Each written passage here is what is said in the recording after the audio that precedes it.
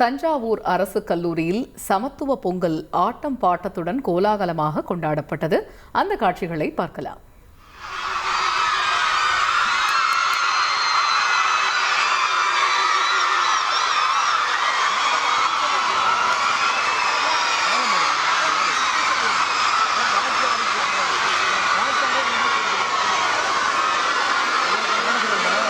இது பற்றிய விவரங்களை செய்தியாளர் சையத் மௌலானாவிடம் கேட்போம். சையத் வணக்கம். தஞ்சாவூர் அரசு கல்லூரியில் நடைபெற்று வரக்கூடிய அந்த சமத்துவ பொங்கல் விழா கொண்டாட்டம் பற்றிய கள விவரங்கள் என்ன?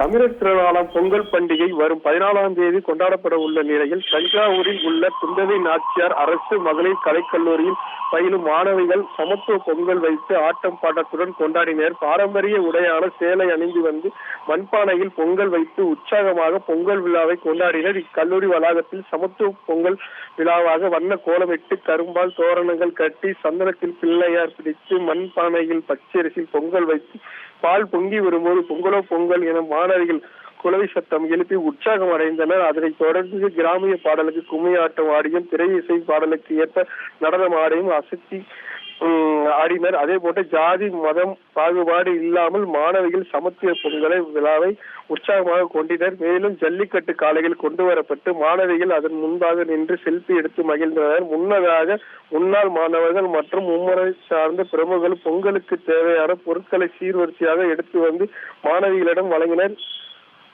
தஞ்சையில் அந்த அரசு கல்லூரியில் மாணவர்களுக்கு கொண்டாட்டம் என்பது மிக மகிழ்ச்சியாக கொண்டாடப்பட்டு வருகிறது. தகவல்களுக்கு நன்றி சையத். செய்திகளை உடனுக்குடன் தெரிந்து கொள்ள உடனே சப்ஸ்கிரைப் பண்ணுங்க.